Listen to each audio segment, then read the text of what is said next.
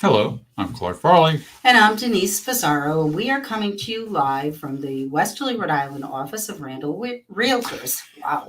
This week, we are doing our 20-minute real estate briefing like we do every week on Wednesday at 5:30. That's a true statement she made. Did you do your whole I did not do my whole thing because I don't think we need to keep telling changes people what we're afoot? doing. Changes afoot. Changes afoot. You all know what we're here for. We're here to talk about real estate.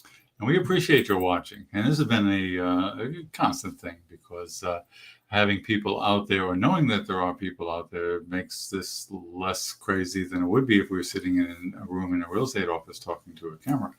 So we are. We are live right now, and but our past videos are on YouTube and Facebook, and we ask you to go watch them, like us, subscribe to us, check us out on Instagram. We seem to be doing quite well on Instagram. We'd love more followers. We do Where in South County Are We? So come on, check out what pictures we're putting on there twice a week, right, Clark? Yes, days. Yeah. See, I didn't beg. No, you shouldn't. No, I will. You did take over the whole show. I did take over the whole. I told you I was going to do that. It's early. I told you I was hijacking. Totally early. So share us with your friends. Tell them about it. 5:30 every Wednesday night. Yeah, and that's what this is all about. Real world stuff, meaning real estate rather than doing a nice dry A to Z kind of instruction manual for sellers and buyers. And we used to do those, and they were okay. This is better for two reasons. It's real time, meaning current, and it's also what we're offering to buyers and sellers is information in context. It's our experiences. Right. That's huge because anybody can say, make your house appealing to the buyer. Okay, but they probably don't say it's okay to jam everything into the kitchen cabinets as long as you get the countertop clear. And that you can open the cabinet and look inside because if everything falls out, when you don't have it fall out, buyers to open the cabinet. Right, but if they open it and it's all jammed up, they know what that's about. But the idea of the clear counters, that's the idea of context of information. So where are we in this presentation? We're right here. So this week we are talking to sellers. Oh, man. Yes. And we are being very current because we're talking about it is still a seller's market, and we are not seeing the frenzy that we had before. And that really is good for sellers because you still can get a decent price for your house, something better than you could get a year ago. But now, if you have a house that you have to find to buy, there's more inventory coming on the market, and there is not that frenzy of buyers trying to outbid each other and trying to get the house so that the house you want, maybe you can't get because of that frenzy. So we've seen that end. And we talk about that when we do our commercials on Monday, how the stats have come down and things seem to be softening. Maybe setting that context a bit more for anybody new out there. In like the middle of spring, inventory just fell off the table. There was no houses to sell, no houses to buy, and the move up since. And this frenzy that Denise is referring to, which I haven't seen in all of the years I've been doing it. People were lined up for open houses. They were doing all of those things. So it was such an extreme market. As Denise is alluding to, prices were shooting up through the roof. People were paying ridiculous prices, but a lot of people couldn't get involved, sellers and buyers, because there was no place to move up to. Limited inventory. The big thing that Denise is talking about is the increase in inventory, which is having the effect of taking the pressure off of buyers, and two, giving the person who would put their house on the market something to look at, something to buy. Right. And also, we're also seeing more negotiation. We're seeing more in home inspections again. So appraisals is still going to be good because they're looking at what's happened in the last few months. So prices still are higher than they were a year ago. So you're still going to make a nice profit on your house. However, now, if you need to put an offer that is contingent on you selling your house, there's a more likelihood that those type of offers could be accepted now. Because before it was, I have cash, I don't want inspections, I don't care about the appraisal, I just want to close on this house and we'll close in 30 days. Well, now things are slowing down and people are doing real estate more normally. But yet still at a profit over what we were doing a year and a half ago. Yeah, other than the stats of last spring, none of it made sense. It did not make any sense at all. In terms of, I mean, just that one thing about, and you come back to that a lot, of having nothing to look at. I mean, once the inventory reached a low critical point, the supply wasn't being replenished because there was no place to move up to. Usually it's a move up home in an area like South County, which we'll define as Washington County. Down. Yeah, downsizers. Downsizers. Yep. But if there's nothing there to do, then they don't add theirs to their supply. So it was as close to as low as it could ever be. Mm-hmm. I think there were times that there were like 20 houses for sale in Westerly, which is usually there's 200 and something for sale. Well, that's the thing. Right now we're talking about, we're probably approaching 60s single family houses in MLS for Westerly. And even that's, you go back 2, 3, it's still 4 low, years. But it's making things a little bit better. There have been times this past year that I have told my buyers who have a house and they don't need to move, that this isn't the time for them to buy another house. They needed to wait, even though they could get a lot of money for their house. They would have had nowhere to go, and they didn't need to move. They wanted to move. They either wanted to go a little bit smaller or they wanted to go a little larger. And I think now that's starting to change. I think that we should start looking now, if you want a house to buy, and get your house on the market. You can list your house and put in the contingency. Sellers can do contingencies too. You can put in the contingency that you need to find suitable housing before you can close. Yeah, and the supply isn't so great that you wouldn't get people looking at it with that precondition, so just suitable housing. And that would expose you to the marketplace. And, it's all about getting in the game. Right. And truthfully, if you have your house on the market, even if it goes under contract with a to be determined closing date till you find something, and you put an offer on a house, then you can put that offer with, my house is under contract. So it's a stronger offer. It's not like I have to still find a house. I still have to still find a buyer. I have a buyer. They're willing to close. I just have to find the house I want. And that does make your offer a lot stronger to the seller of the house you want.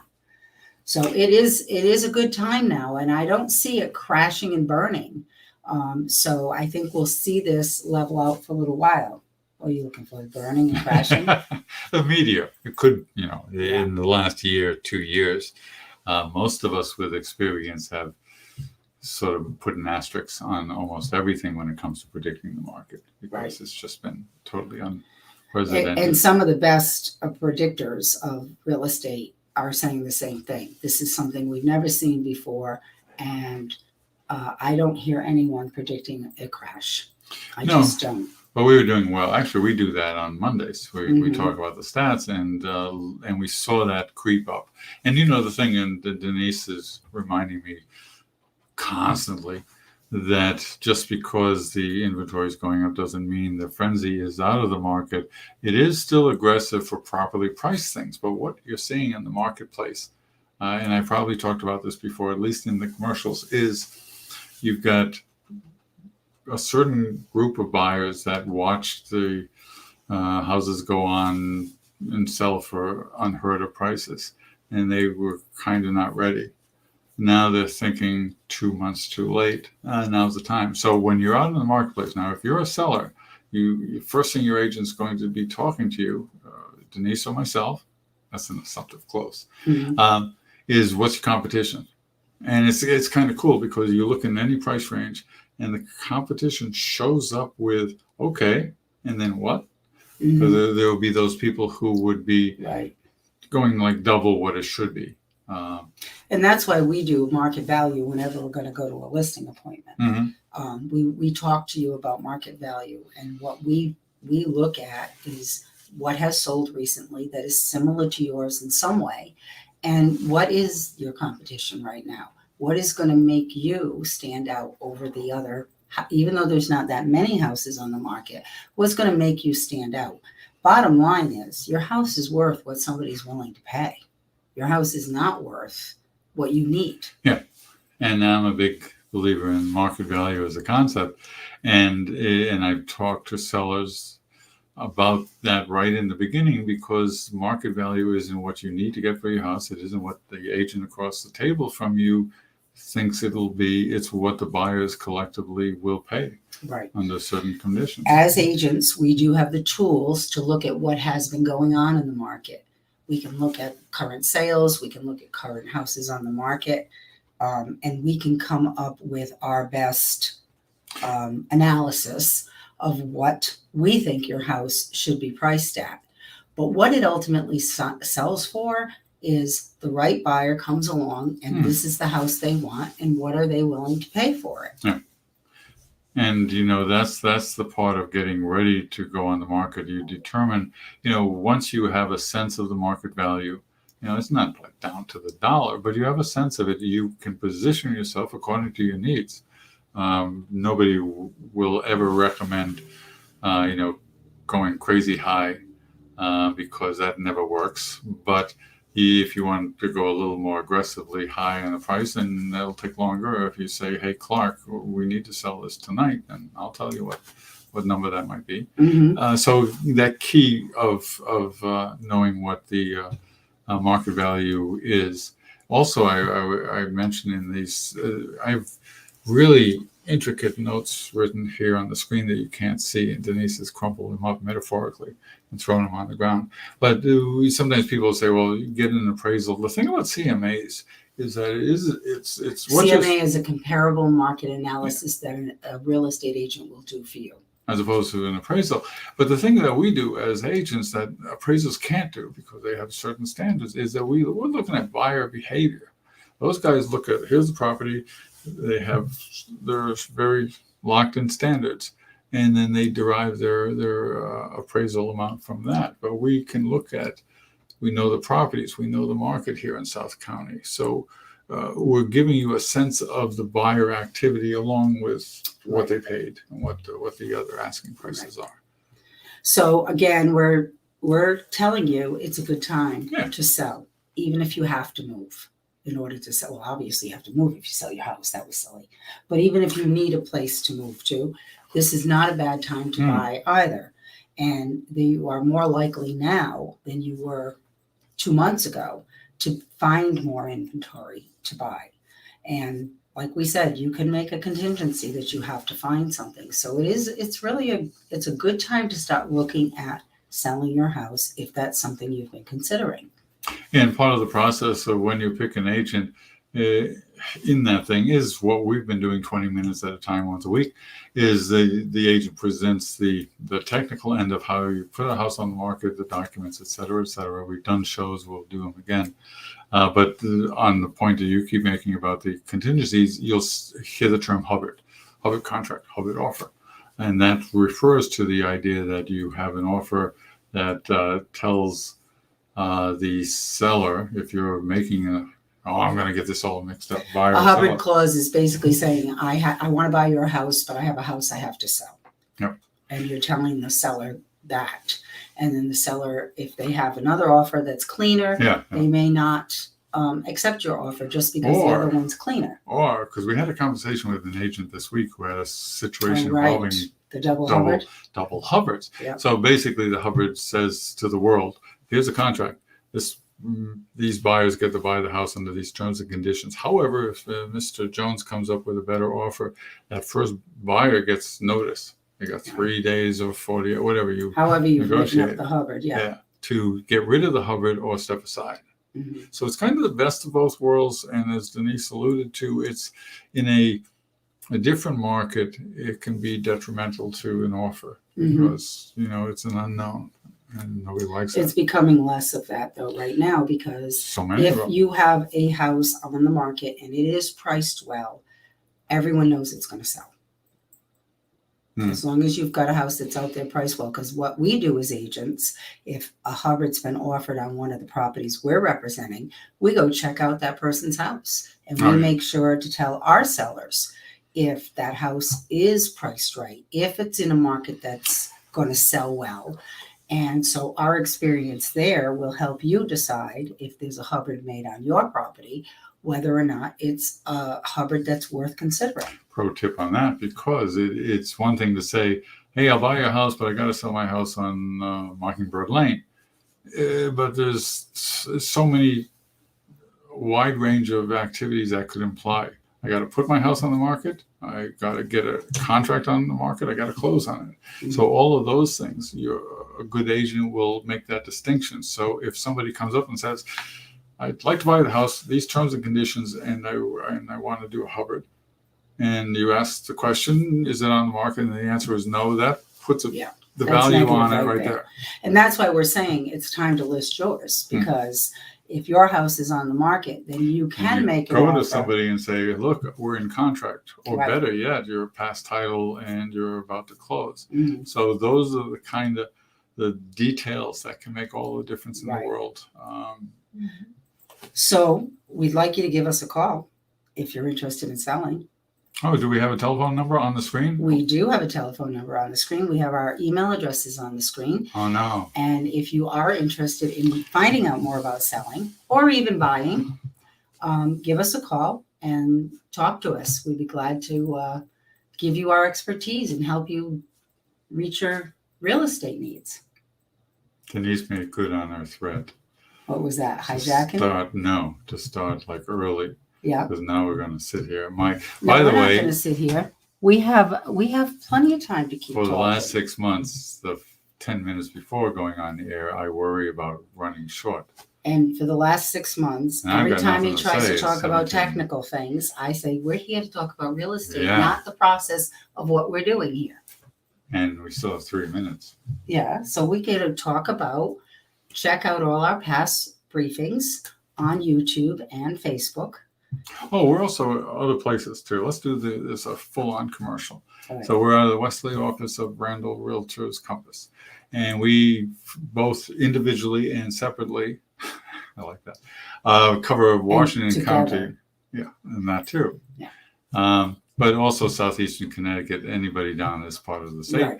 So good network, and when it comes to selling houses, it comes down to the experience of the agent, helping you not lie awake for as long as it takes to do it, and it doesn't blow up before you get to the closing room. Marketing is kind of straightforward. You got the internet. We all do basically the same thing. We really do. Yeah.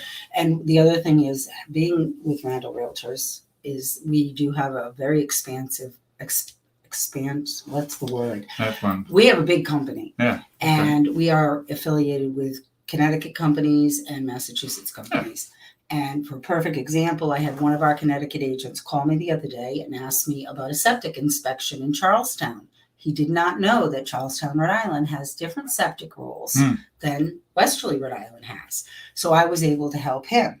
Well, I'm going to be writing up a contract later tonight for a house in Connecticut. And I may have to call him to get some information about what I need to do for inspections there. Though I have been selling in Connecticut, it's a town I haven't sold in previously. And so I may just call him to find out some other questions that may need answers. So not only are we experienced, but we have an experienced team behind us of agents from Massachusetts all the way to Rhode Island. And we also can do referrals globally. What she said. Yes, we can. And so you'll see that. But if you wanted a head start, you go over to YouTube, you can see 20-minute briefings. Now, if you're a seller, great.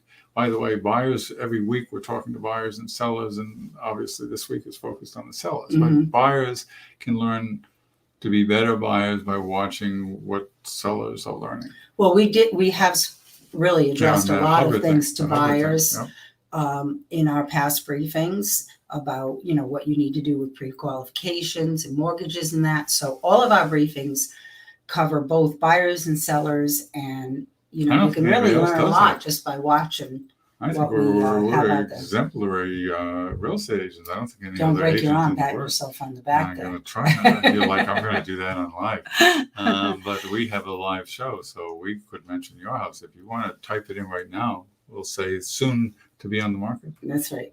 So give us a call if Yep. you're interested in more information about anything about real estate. That's We'd be right. glad to help you out.